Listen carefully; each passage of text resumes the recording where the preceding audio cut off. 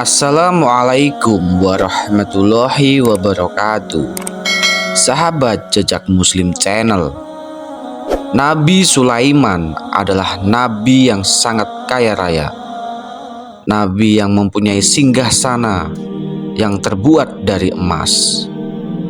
Dalam kisah Nabi Sulaiman menaklukkan Ratu Balqis, pertemuan antara Nabi Sulaiman dan Ratu Balqis diperantarai oleh burung hudhud. Kala itu Nabi Sulaiman sedang dalam perjalanan menuju negeri Yaman.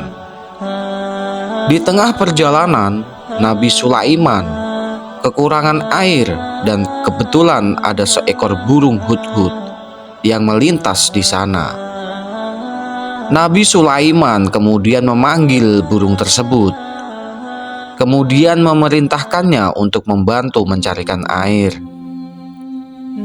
Burung hudhud itu tidak juga kembali, sehingga membuat Nabi Sulaiman menunggu lama. Namun akhirnya burung tersebut datang dan meminta maaf kepada Nabi Sulaiman karena terlambat.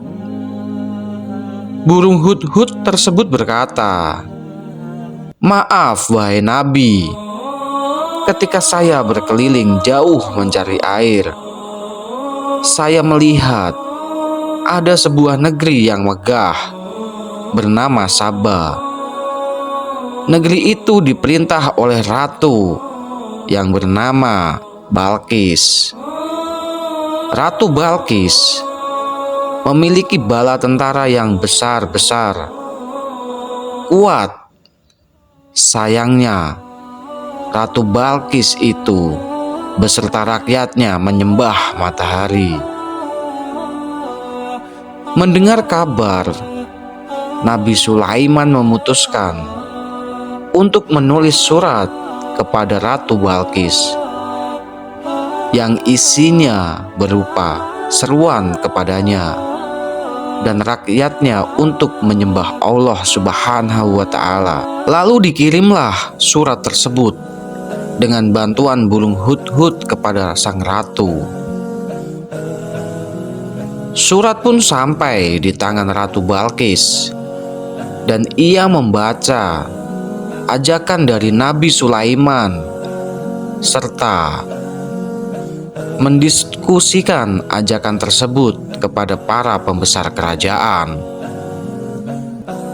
Menanggapi ajakan Nabi Sulaiman, Ratu Balqis tetap pada keyakinannya, yakni menyembah matahari. Ratu Balqis berkunjung ke istana Nabi Sulaiman sebagai ungkapan jalan damai. Ratu Balqis memberi hadiah yang bagus kepada Nabi Sulaiman melalui utusannya. Namun, Nabi Sulaiman tidak menerimanya karena ia menginginkan Ratu Balqis dan rakyatnya menyembah Allah semata. Utusan tersebut menyampaikan kepada Ratu Balqis bahwa Nabi Sulaiman menolaknya dan memberitahu bahwa istana Nabi Sulaiman sangatlah megah. Ratu pun penasaran dan hendak mengunjungi istananya.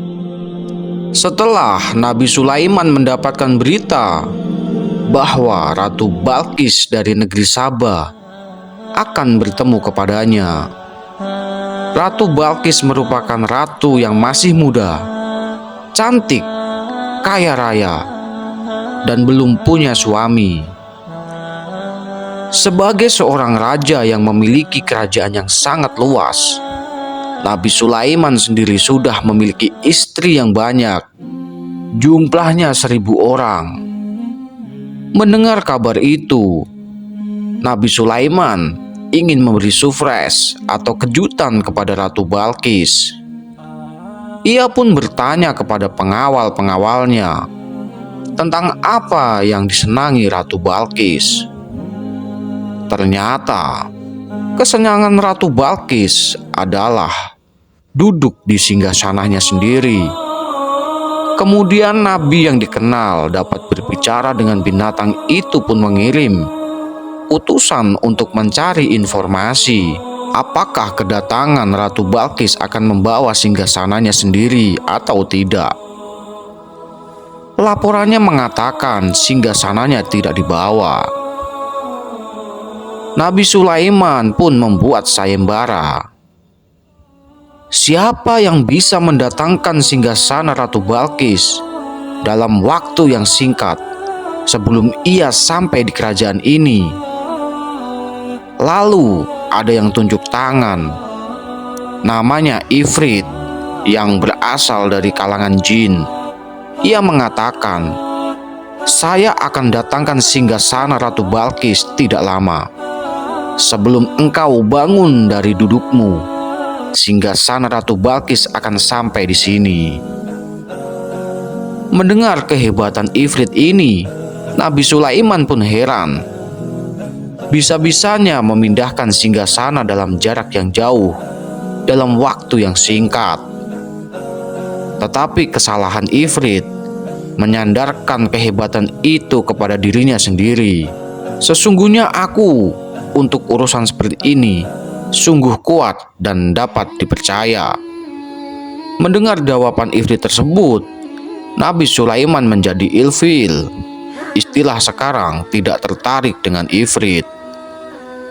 Tetapi mau menolak juga tidak enak, karena ia sudah terlanjur menawarkan diri.